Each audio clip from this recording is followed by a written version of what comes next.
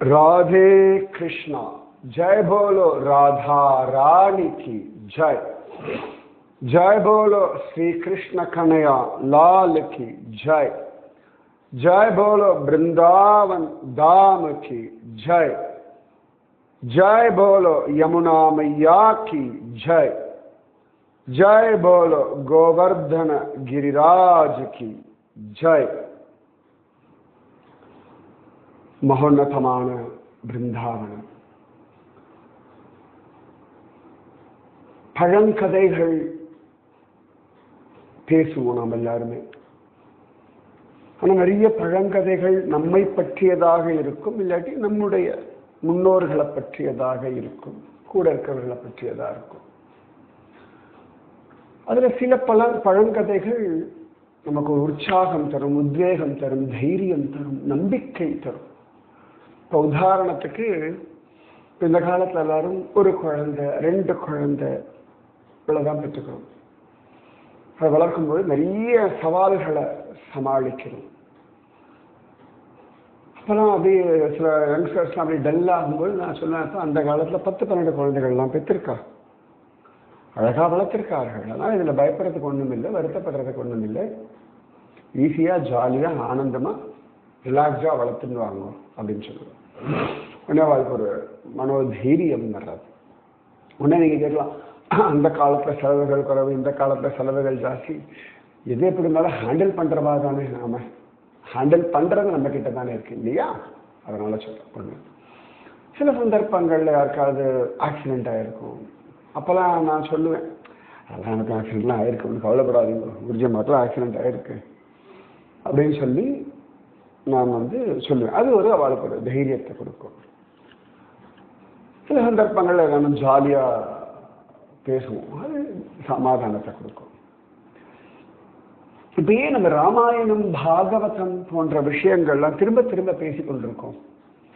ஏன்னா இந்த சரித்திரங்கள்ல மனதிற்கு தேவையான ஒரு சமாதானம், உத்வேகம், உற்சாகம், நம்பிக்கை எல்லாம் கிடைக்கிறது. அதனாலதான் இவைகளை கேட்ட உடனேயே நமக்கு இந்த சோகத்திலிருந்து வெளியில் வருவது மிகவும் சுலபமாக இருக்கு. ரைட்டா? அதனாலதான் இந்த கதைகள். அப்ப அந்த கதைகள்ன்றத விட நிகழ்ச்சிகள், நடந்த விஷயங்கள், அவைகள் நடந்த இடங்களுக்கு ஒரு ஏற்றம் இருக்கு. அங்கே போனவுடனே நம்ம மனசானது அந்த காலத்துக்கு போகிறது. இப்ப நான் காளியம்மடு சொல்றேன்னு வச்சுக்கோங்களேன். நம்ம இருக்கிறது எங்க கலியுகத்துல. கிருஷ்ணலீலா நடந்தது 5000 வருஷத்துக்கு முன்னாடி. ஸோ 5000 வருஷத்துக்கு முன்னாடி நம்மளுடைய மனசானது அங்கே டிராவல் செய்கிறது. கரெக்டா? அதனாலே இது நமக்கு ஒரு பெரிய சுகமாயிடாது. நாம அந்த இப்ப காளிய காட்லாம் போனோம் வச்சுக்கோங்களேன், பெரிய காடெல்லாம் கிடையாது பிருந்தாவனத்துல. ஆனாலும் நம்ம உடம்பு இன்னைக்கு இங்க இருந்தாலும் 5000 வருஷத்துக்கு முன்னாடி மனதானதை டிராவல் பண்ணி அந்த இடத்தினுடைய அந்த விஷயங்களை அப்படியே நம்ம கண் முன்னாடி கொண்டு வந்து நிறுத்துகிறது. அப்ப நமக்கு இன்னும் சுலபமாக மனசு சமாதானம் அடைகிறது. சரியா? அக்ரூர காட் இந்த விஷயத்தை பற்றி தான் நம்ம ஒரு 6-7 நாளாக பேசிட்டு இருக்கோம்னு நினைக்கிறேன். இந்த அக்ரூர் வந்தார், கண்ணன் அழிச்சுட்டு போனார் அப்படின்லாம் சொல்லியிருந்தார். அப்போ ரொம்ப அழகாக சில பேருடைய சந்தேகம், நந்தகோபர் தெரிஞ்சு போனாரா தெரியாமல் போனாரான்னு. நந்தகோபரும் கிருஷ்ணனோட போறார். நந்தகோபரும் சில கோபர்களை கூட்டிட்டு போறார். இந்த அக்ரூரர், கிருஷ்ணன், பலராமன் ஒரு ரதத்துல போறார். நந்தகோபரும் மற்றவர்களும் மாட்டு வண்டிகள்ல போறார்கள். அக்ரூருடைய ரதம் குதிரைன்றதுனால கொஞ்சம் வேகமா போயிடும். மாட்டு வண்டி அதை தவிர நிறைய பால், தயிர், மோர், வெண்ணெயெல்லாம் எடுத்துட்டு வர்றதுனால அவ பொறுமையா போவா.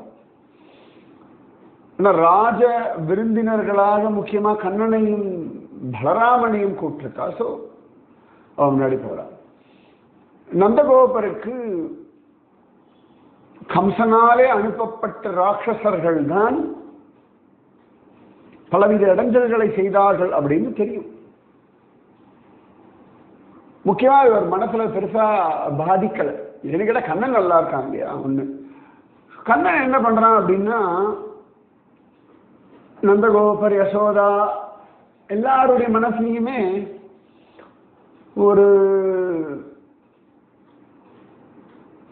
ஒரு மனம் மாற்றத்தை உண்டாக்கிட்டான். மனமாற்றம்னு ஒன்று வரும் இல்லையா? இப்ப நம்ம பார்த்த ஒரு பெண் குழந்தை இருக்கா வச்சுக்கோங்களேன்.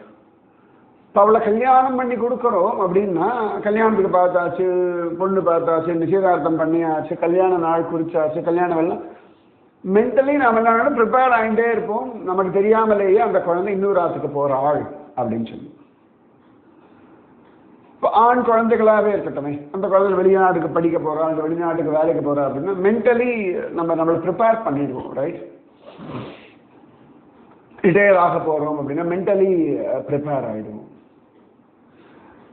மென்டலி நாம ப்ரிப்பேர் ஆகிறது அப்படின்னா உள்ளுக்குள்ளிருந்து தெய்வமானது நமக்கு அந்த இன்ஸ்ட்ரக்ஷன்ஸை கொடுத்து நம்மளை அப்படி ரெடி பண்றது. சில சமயங்கள் எதிர்பாராத மரணங்கள், இதெல்லாம் மென்டலி நம்மளை அப்படி உழுக்கும் இல்லையா? அப்போ இதெல்லாம் உள்ளுக்குள்ள இருந்தே ஒரு தைரியம், ஒரு நம்பிக்கை, ஒரு இதை ஏற்றுக்கொள்ளக்கூடிய பக்குவம், இதை கடந்து சென்று வரக்கூடிய பக்குவம், இதற்கான செய்ய வேண்டிய காரியத்தில் ஒரு முழு ஈடுபாடு, இதெல்லாம் தெய்வம் உள்ளிருந்து கொடுக்கும். இப்ப காஷ்மீர் பஹல்காமோட விஷயம் தெரியுங்க, மனதை ஒழிக்கிறது எல்லாருக்கும். அதுக்கு சரியான ஒரு பதிலடி கொடுக்கணும் அப்படின்ற அந்த வேகத்தை நாம மனசு மாறிட்டோம். ரைட்? அப்ப இது உள்ளிருக்கக்கூடிய தெய்வமானது நமக்கு அந்த வழியை காட்டுகிறது. ஸோ நந்தகோபர் வரலாம் மென்டலி ப்ரிப்பேர்டு. ஸோ கண்ணன் போறான் மதுரா. ஆனா பெருசா அங்கேயே தான் இருக்க போறான்றதுதான் தெரியுமோ தெரியாதோ, தெரியாதுன்னே வச்சுப்போம். ஆனா அதை ஏற்றுக்கொள்ளக்கூடிய பக்குவத்தை கண்ணன் கொடுத்து விடுவான். நிறைய நான் வயசானவர்களை பார்க்கிறேன், பிள்ளைகள் பார்த்துக்கொள்வதில்லை, அவளை கொண்டு முதிர்களை சொல்கிறான். அந்த மென்டலி அவள் ப்ரிப்பேர் ஆகிடுறா. ஆதங்கம் எல்லாம் இருந்தாலும் அதையும் தாண்டி சரி தன் வாழ்க்கையை வாழ்வோம் அப்படின்ற ஒரு மனசானது நிறைய பெரியவர்களுக்கு வந்துடுறதை நான் பார்க்கிறேன். இப்போ நிறைய பெரியவர்கள் என்னதுக்கு இது வந்து அதெல்லாம் வேண்டாம், அவள் பாட்டு இங்கே இருக்கட்டும் அப்படின்னு சொல்லிட்டு ஒரு சீனியர் சிட்டிசன் லிவிங் ஹோம் அதுக்குள்ள போயிடுறாரு. ஏன் குட்? சரியா? இப்படியாக பல விஷயங்கள் கண்ணன் ப்ரிப்பேர் பண்றான். ஸோ இப்படிதான் நந்தகோபர் கண்ணனோட போறார். அக்ரூர காட்ல இதுக்கு முன்னாடியே ஒரு விஷயம் நடந்தது அப்படின்னு நான் சொன்னேன். அது என்னன்னு இன்னைக்கு சொல்றேன். பாகவதம் 10வது ஸ்கந்தம் 28வது அத்தியாயம். கிருஷ்ணலீல வந்து முழுக்க முழுக்க பாகவதம் தசமஸ்கந்தத்துல இருந்து தான் இருக்கு. தசமஸ்கந்தமே 2 விதமா இருக்கு, பார்ட் 1 பார்ட் 2. அதில் இப்போ நாம பேசிட்டு இருக்க பிருந்தாவன விஷயங்கள் எல்லாமே பார்ட் 1ல தான் வரும். சரியா? இதுல இந்த 28வது அத்தியாயம் சுக உவாச்ச ஏகாதஷ்யாம் நிராஹாரஹ சமப்யர்ச்ய ஜனார்தனம் ஸ்நாதும் நந்தஸ்து காளிந்த்யாம் துவாதஷ்யாம் ஜலமாபிஷத். ஆக்சுவலாக நான் நேற்றே சொல்லணும்னு சொன்னால் அது அண்ணா நேற்று கொஞ்சம் சில பல வேலைகள் இருந்ததுனால அழகாக எனக்கு பண்ண முடியல. உங்களை நான் ஏற்கனவே சொல்லியிருக்கேன், அது நிதானமாக ரசித்து அனுபவித்து பொறுமையாக ஒவ்வொன்றத்தையா அங்குலம் அங்குலமாக பார்த்து ரசிக்கிறது என்னுடைய ஸ்வபாவம். ரசிக்காத ஒரு விஷயத்தை என்னால் பண்ண முடியாது. சாப்பிட்றதா இருக்கட்டும், யாத்திரைக்கு போகிறதா இருக்கட்டும், சத்சங்கம் பண்ணுறதா இருக்கட்டும், தூங்குறதா இருக்கட்டும், குளிக்கிறதா இருக்கட்டும், சண்டை போடுறதா இருக்கட்டும், பேசுறதா இருக்கட்டும், திட்டுறதா இருக்கட்டும், அது ஃபுல் எனர்ஜி அதில் இருக்கும். அது குருஜி அம்மா சொல்லி கொடுத்த பாடம். தலையெழுத்தேன்னு ஒரு காரியம் நான் பண்ணிட்டேன்னா எனக்கு அன்னைக்கு ஃபுல்லாக டல் ஆகிடுவேன் நான். அதனால் எந்த ஒரு காரியத்தையும் தலையெழுத்தேன்னு பண்ண மாட்டேன். அது அப்படிதான். அது ஒரு தர்மம். அப்பதான் சந்தோஷமா இருக்க முடியும். நான் சந்தோஷமா இல்லாத நான் அப்படி மற்ற வாழ்க்கை ஒரு சந்தோஷத்தை கொடுக்க முடியும். ரைட்?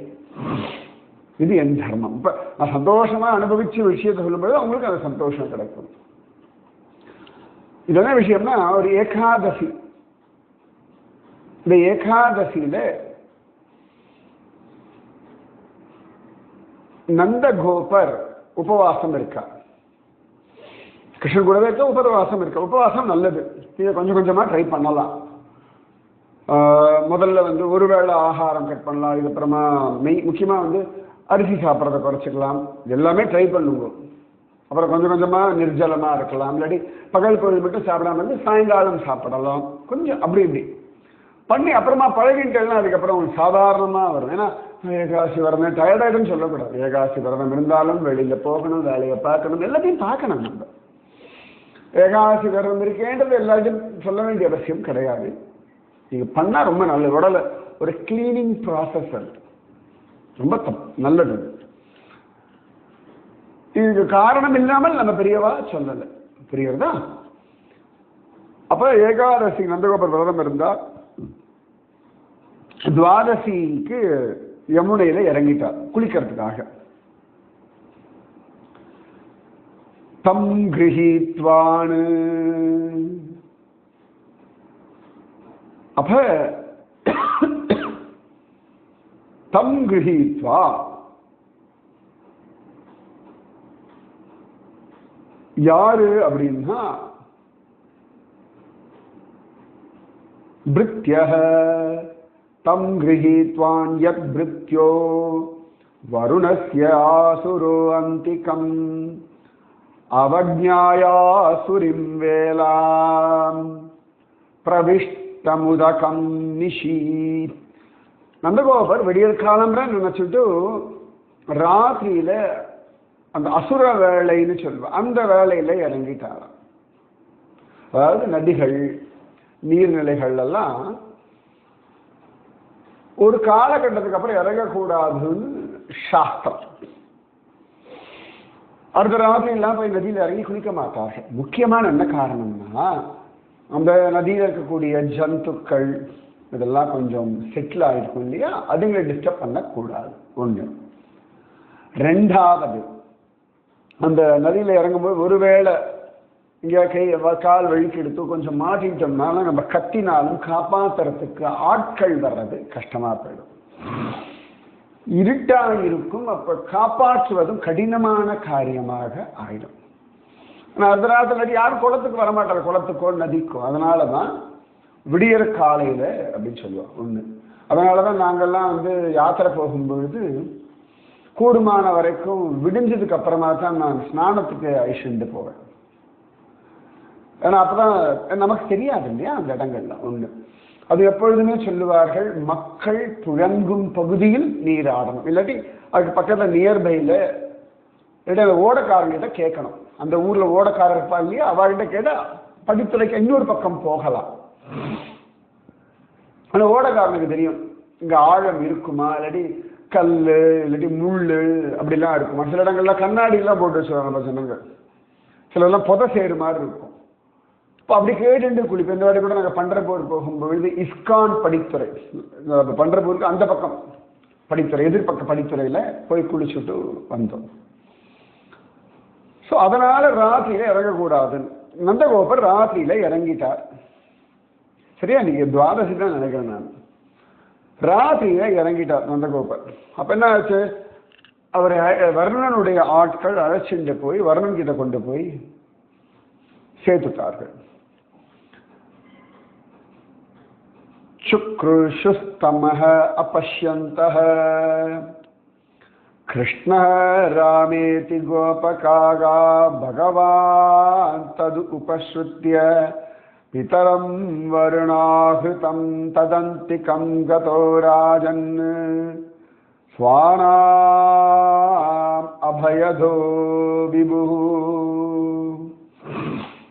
அப்ப கோபர்கள் நந்தகோபரை காணுமே, கிருஷ்ணா ராமா அப்பாவை காணடா அப்படின்ன உடனே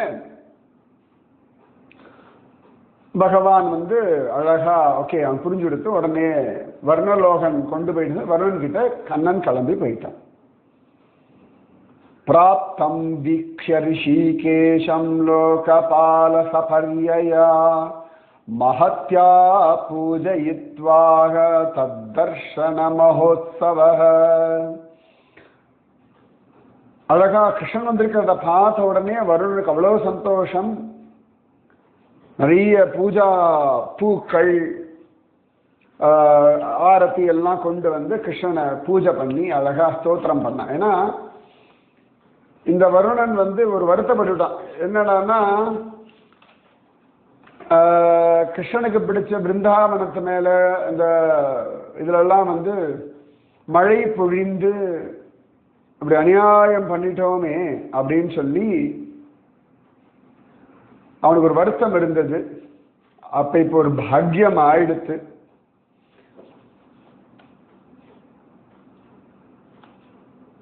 அதாவது 25வது அத்தியாயத்துல எல்லாம் இதான் இருக்கு. 25, 26, 24, 25, 26 இது மூணுமே இந்த கோவர்தன மலை விஷயம். அதுல மழை கொட்டுறது. இப்ப இந்த அத்தியாயம் நான் அப்பயே சொன்னேன் இல்லையா உங்களுக்கு, நம்ம பகவான் வந்து 28வது அத்தியாயத்துல வருணலோகம் போயிருக்கா. ஸோ ஒரு அத்தியாயத்துக்கு அப்புறமா உடனே ஸோ வருணன் ரொம்ப நாளா எதிர்பார்த்துட்டு இருந்தா இப்போ ஒரு சான்ஸ் கிடைச்சிடுது. கிருஷ்ணன் வந்தோன்னு அழகா பூஜை பண்ணி பாவம் மன்னிப்பு மாதிரி கேட்டுக்க சொன்ன. வருண உவாச்ச அத்யமே நிப்ருதோ தேஹோ அத்யைவ அர்த்தோ அதிகத பிரபோ த்வத்பாதபாஜோ பகவான் நவாபுஹு பாரமத்வனஹ. பிரபுவே, எனக்கு பெரிய ஒரு அனுகிரகம் இன்னைக்கு தான் கிடைச்சது. இன்னைக்கு தான் என்னுடைய சரீரத்துக்கான பிரயோஜனம் கிடைச்சது. உன்னுடைய திருவடியை சேவிச்சதுனால நாங்கெல்லாம் இன்னைக்கு மோட்சம் அடைஞ்சிட்டோம். கிருஷ்ணா, நமஸ்துபியம் பகவதே பிரம்மணே பரமாத்மனே நயத்ர ஸ்ரூயதே மாயா லோக சிருஷ்டி விகல்பனாஹ. அத்தியாயம் 28 10வது ஸ்கந்தத்துல வருணனுடைய ஸ்துதி இது. பகவானே, எங்கும் நிறைஞ்சிருக்கக்கூடிய பிரம்மாவே, பரமாத்மா, உனக்கு நமஸ்காரம். லோக சிருஷ்டியில உண்டாக்கக்கூடிய மாயை ஒன்னும் பண்ணலையே, பையன் அது உன்னுடைய மாயாச்சே. அஜானதா மாமகேன மூடேனா காரிய வேதினா ஆனிதோயம் தவபிதா தத்பவாங்ஷந்தும் அர்ஹதி. அறிவில்லாத ஒருத்தன், செய்ய வேண்டியது எப்படி பண்ணணும் தெரியாதவன், எதை பண்ணணுமா தெரிய மாட்டேங்கிறது, எதை பண்ணக்கூடாது அதை பண்றான். அப்படிப்பட்ட என்னுடைய வேலைக்காரனால உங்களுடைய அப்பா வைஷ்ணவர்தான், அதனால நீங்க என்ன மன்னிக்கணும். அதாவது ஒரு வேலைக்காரன் தவறு செஞ்சா அதற்கு பொறுப்பு வந்து அந்த எஜமானன் தான் எடுத்துக்கணும். ஒரு பிள்ளைகளுக்கு சின்ன பிள்ளைகள் தப்பு பண்ணா அப்பா அம்மா பொறுப்பு எடுத்துக்கிறார் இல்லையா, அந்த மாதிரி தான் அவ பொறுப்பு எடுத்துக்கிறார். என்ன மன்னிச்சிடுங்கோ அப்படின்னு சொல்லி பிரார்த்தனை பண்றார். மமாப்யனுகிரகம் கிருஷ்ண கர்த்தும் அர்ஹஸ்ய சேஷதிருக்கு கோவிந்த நீயதாமேஷ பிதா தே பித்ருவத்சலஹ. பித்ருவத்சலனான ஹே கிருஷ்ணா, நம்ம சொன்ன ராவன் வந்து பித்ருவாக்கிய பரிபாலனம் பண்ணவன். இந்த இடத்துல சொல்றார் பித்ருவத்சலனான கோவிந்தா, அதோ உங்க அப்பா இங்க இருக்கார், அழிச்சுட்டு போங்கோ, எங்களுக்கு அனுகிரகம் பண்ணுங்கோ அப்படின்னு சொல்லி வருணன் ஸ்தோத்திரம் பண்ணி நந்தகோபரை கிருஷ்ணன் கிட்ட ஒப்படைச்சுட்டான். அழகாக ஸ்ரீ சுகவாச ஏவம் பிரசாதித கிருஷ்ணோ பகவான் ஈஸ்வரேஸ்வரः ஆதாயாகாஸ்வபிதரம் பந்தூனாம் சாவஹன்முதம். அப்படி அழகா பிரார்த்தனை பண்ணோன்னு பகவான் சந்தோஷமா அப்பா வாழ்ச்சிட்டு வந்துட்டான். அப்ப நந்தகோபுரம் என்ன பண்றா, நந்தஹ त्वदीन्द्रियं नन्दः तु अतीन्द्रियं नन्दस्त्वतीन्द्रियं दृष्ट्वा लोकपालमहोदयं கிருஷ்ணே ச சன்னதிம் தேஷாம் ஞாதிவ்யோ விஸ்மிதோ அப்ரவீத். நந்தகோபர் நம்ம கண்ணுக்கெல்லாம் தெரியாத வர்ணலோகத்தினுடைய ஐஸ்வர்யம், அவர்கள்லாம் கிருஷ்ணனை கொண்டாடின விஷயம் இதெல்லாம் பார்த்து அப்படியே அங்கே போனேன்னா வருணனுடைய ஆள் ஐஷன்ட்டு போயிட்டான். அப்புறம் பார்த்தா கிருஷ்ணன் வந்தான். வருணன் அவனை நமஸ்காரம் எல்லாம் பண்ணார். வருணன் அவரை கிருஷ்ணனை கொண்டாடினார். அது வருணனுக்கா அவர் இவர்னு, கிருஷ்ணன் அவன் இவன். அப்ப உடனே ரொம்ப ஜோரா இந்த இதை கேட்டவா எல்லாரும் தே சௌத்சுக்யதியோ ராஜன்மத்வா கோபாஸ்தமீஸ்வரம் அபிநஹஸ்வகதிம் சூக்ஷ்மாம் உபாதாஸ்யதீஸ்வரக. அப்ப கோபர்கள்லாம் ஐயோ சாட்சாத் ஈஸ்வரனாச்சே, அவன் நமக்கு தன்னுடைய அழகான பிரம்மஸ்வரூபத்தை காட்டி கொடுப்பானா அப்படின்னு மனசுல ஆசைப்பட்டாலும். இதி ஸ்வானாம் ச பகவான் விஜ்ஞாய அகில திருக்ஸ்வயம் சங்கல்ப சித்தயே தேஷாம் கிருபையே தத் அச்சிந்தயத். அப்ப எல்லாம் அறிஞ்ச கிருஷ்ணன் அவளுடைய மனசுக்குள்ள இருக்கக்கூடிய ஆசையும் அறிஞ்சுண்டு அவளுடைய மனோரதம் சித்திப்பதற்காக கிருபை பண்ணி சரி தாம் மனசுல பகவான் நினைச்சாமா. திரும்ப திரும்ப கேளுங்கோ, என்னெல்லாம் வேணுமோ எப்படியெல்லாம் வேணுமோ நிதானமா கேளுங்கோ, அழகா கேளுங்கோ, ஆசையோட கேளுங்கோ, பெருமை இல்லாம கேளுங்கோ, அக்கறையோட கேளுங்கோ, உரிமையோட கேளுங்கோ. கேட்டதும் கொடுப்பவன் கண்ணன். நான் திரும்பி சொல்லுவாங்க, பாவம் அழகா இருக்கணும். உங்களுக்கு தெரியணும் நீ எந்த பாவத்துல கேட்கறன்னு தெரியணும் உங்களுக்கு. அப்ப கிருஷ்ணன் அழகா நினைக்கிறானோ ஜனோ வைலோ கயே தஸ்மின் அவித்யா காம கர்மபிஹி உச்சாவசாசு கதிஷு ந வேதஸ்வாம் கதிம் பிரமன். அப்ப பகவான் நீங்க கேட்ட பகவான் நினைக்கிற கேளுங்கோன்றணும். என்ன வேணாலும் கேளுங்க. எனக்கு ஒரு 40 நாள் பிருந்தாவன் தரணும், சும்மா அப்ளிகேஷன் போடுங்க, கிடைக்கும். நினைச்ச ஊரெல்லாம் பிருந்தாவன் போகணும், கிடைக்கும். எங்க வீட்டுக்காரன் அனுப்புவாரான்னு தெரியல, என் பசங்க விடுவாளான்னு தெரியல, அவ்வளோ பைசா கடை இருக்குமான்னு தெரியல. இதெல்லாம் ஃபோக்கஸ் பண்ணவே கூடாது. ஃபோக்கஸ் எப்படி தெரியுமா இருக்கணும், இது நடக்கணும் அவ்வளோதான். அதெல்லாம் கிருஷ்ணா எனக்கு பிருந்தாவனம் போகணும், நான் பிருந்தாவனத்தில் ஆனந்தம் அனுபவிக்கணும், ரிலாக்ஸாக பிருந்தாவனத்தை எல்லா லீலா ஸ்தலங்களையும் பார்த்துடணும், நடக்கும்.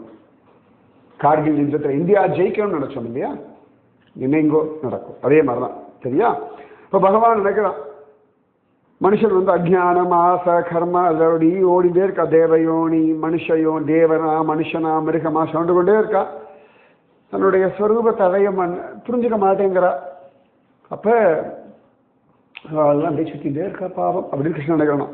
இதி சஞ்சிந்திய பகவான் மகாகாருணிகோ ஹரிஹி தர்ஷயாமாச லோகம் சம் கோபானாம் சமசப்பரம். மகா காருணிகனான ஹரி இதெல்லாம் யோசிச்சுட்டு சரி இந்த ஜனங்களுக்கெல்லாம் தன்னுடைய பிரம்மஸ்வரூபத்தை காட்டுவோம், வைகுண்ட லோகத்தை காட்டலாம் சொல்லி காட்டிட்டான். இவ்வாறு நன்னா இவா மனசுக்குள்ளேதான் நினைச்சா, வெளியில கூட கண்ணன் கிட்ட கேட்கல. அதனால திரும்ப திரும்ப சொல்றேன், உங்க மனசுக்கு அவ்வளவு பலம் உண்டுன்னு கேளுங்க, அழகா கேளுங்க, நிச்சயமாக நடக்கும். பி கிளியர், பி ஸ்பெசிபிக், இதான் வேணும்னு கேளுங்க, கண்ணன் கொடுப்பான்.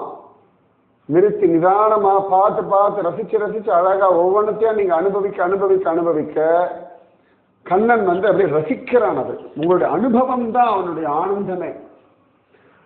இப்போ ஒரு குழந்தை என்ன சாப்பிடுறது அம்மா எவ்வளவு ஆனந்தப்படுவா, கரெக்ட்.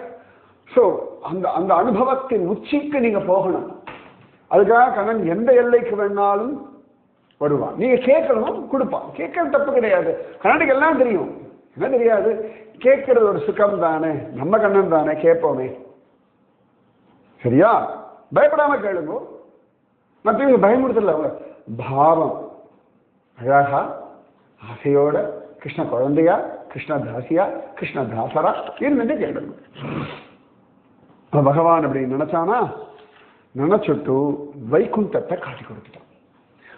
சத்யம் ஞானம் அனந்தம் யத் பிரம்ம ஜோதி சனாதனம் யத்தி பஷ்யந்தி முனையோ யத்தி பஷ்யந்தி முனையோ குணாபாயே சமாஹிதாக. எது சத்தியமானதோ, எது ஞானமயமானதோ, எது எல்லை இல்லாததோ, எது பிரம்மரூபமானதோ, எது ஸ்வயம் ஜோதியான ரூபமோ, ஸ்வயமா பிரகாசிக்க கூடியதோ, எந்த ரூபத்தை முனிவர்கள்லாம் அவ்வளவு அழகா பார்க்கிறாளோ அந்த சனாதனமான வைகுண்ட தாம ரூபத்தை பகவான் காட்டி கொடுத்தார். வைகுண்டத்தை பார்த்துட்டார்கள், கோபிகைகள் பார்த்துட்டார்கள். சூப்பர்ல. சத்யம் ஞானம் அனந்தம் யத் பிரம்ம ஜோதி சனாதனம் யத்தி பஷ்யந்தி முனையோ குணாபாயே சமாஹிதாக. தே து பிரம்மஹ்ருதம் நீதா மக்னாஹ கிருஷ்ணேன சோத்ருதாஹ தத்ருஷுः பிரம்மணோ லோகம் யத்ர அக்ரூர அத்யகாத் புராஹ. அழகான இந்த கோபர்கள்லாம் கிருஷ்ணனுடைய அந்த பரபிரம்ம அப்படியே ஆனந்தத்துல தளச்சார்கள். ஜம்முன்னு வைகுண்ட லோகத்தை பார்த்தார்கள். அது எப்படி எல்லாரும் அங்க வந்தாங்கன்னா, நந்தகோபர் குளிக்க போனார், அவர் யமுனைக்கு தான் போயிருக்கார் அப்படின்னு எல்லாருக்கும் தெரிஞ்ச துவாதசி இப்படி போயிட்டார் போல இருக்கு. சந்தர்ப்பமா எல்லாரும் வர யமுனை கரைக்கு வர. அது எங்க இந்த அக்ரூர காட் இருக்கு இல்லையா அங்க. ஏன்னா அவ பல மாசங்கள் சட்டிகரா அப்படிங்கிற பிருந்தாவனத்துல தங்குவார்கள். சட்டிகரானா வண்டிகள்லாம் அப்படி அழகா பட்டமா நிறுத்தி வச்சுட்டு பல மாசங்கள் அங்க தங்குவா. அப்படி தங்கினாலும் இருக்கு. அப்ப அந்த இடத்துல இருந்து நந்தகோபருக்கு இந்த யமுனா நதிக்கு இப்படி போயிருக்கார். நீங்க சட்டிகரால இப்படி போயிடலாம் யமுனா நதிக்கு, அக்ரூர காட்டுக்கு. சட்டிகராலேருந்து தான் ஒரு 4-5 கிலோமீட்டர் இந்த அக்ரூர காட். இங்கதான் போயிருப்பா அப்படின்னு சொல்லிட்டு அவெல்லாம் வரா. இப்ப எல்லாரும் தேடின நந்தகோபராசே ராஜாவாசே தேடின்னு வரா. அப்ப எல்லாரும் அங்க வந்ததுனால எல்லாருக்கும் அந்த பகவத் ஸ்வரூப அனுபவம் கிடைச்சுடுறது. என்ன அழகுன்னா, இங்கதான் சொல்றா, இந்த இடத்துலதான் அக்ரூரர் வைகுண்ட லோகத்தை கண்டார் அப்படின்னு பாகவதமே சொல்றது. இது பின்னாடிதான் அக்ரூருக்கு அனுபவம் கிடைக்கிறது. ஆனா முன்னாடியே அக்ரூர் இந்த இடத்துல வைகுண்ட லோகத்தை கண்டார் அப்படின்னு, அதாவது சுகபிரம்மம் சொல்லிட்டு வர்றார். ஓகே, சொல்லும்போது அவருக்கு ஏற்கனவே பாகவதம் வாசிச்சிருக்காரு இல்லையா, கேட்டிருக்காரு இல்லையா. ஓ, இங்கதானே அக்ரூருக்கும் பகவத் அனுபவம் கிடைச்சது அப்படின்னு முன்னாடியே சொல்லிடுறார். அக்ரூரின் மேல பின்னாடி வர போறார். ஆனா அதுக்கு முன்னாடியே இந்த இடத்துலதான் முன்னாடி அக்ரூருக்கு தரிசனம் கிடைச்சது அப்படின்னு சொல்ற. சோ அக்ரூர காட்ல தான் கோபிகைகளுக்கும் நந்தகோபர்களுக்கும் நந்தகோபர் மற்றவாளுக்கும் வைகுண்ட தரிசனம் கிடைச்சது. ஸோ ஆல்ரெடி கோபிகள் வைகுண்ட தரிசனம் கிடைச்சதுனால அந்த இடத்துல அக்ரூரர் இறங்கி முங்கி அவருடைய சந்தியாவந்தனாதிகள் பண்ணதுனால அவருக்கும் அங்கே தரிசனம் கிட்டியது. நந்தாதயஸ்து தம் திருஷ்ட்வா பரமானந்த நிவ்ருதாக கிருஷ்ணம் ச தத்ர ஜோதிபிஹி சந்தோபிஹி ஸ்தூயமானம் ஸ்ரீஸ்மிதாக. நந்தகோபர் முதலியவர்கள் வைகுண்ட லோகத்தை கண்டு பரமானந்தம் அடைஞ்சா. அங்க வேதங்கள்லாம் கொண்டாடும்படியான கிருஷ்ணனை பார்த்து ரொம்ப ஆச்சரியம் அடைஞ்சா. இது ஸ்ரீமத்பாகவதே மகாபுராணே தசமஸ்கந்தே பூர்வார்த்தே அஷ்டவிம்சோத்தியாயः. இந்த 28வது அத்தியாயம் மொத்தமே 17 ஸ்லோகம் தான். எனக்கு தெரிஞ்ச வரைக்கும் நான் வாசிச்சிருக்கேன். நீங்களும் அழகா வாசி பார்க்கலாம்.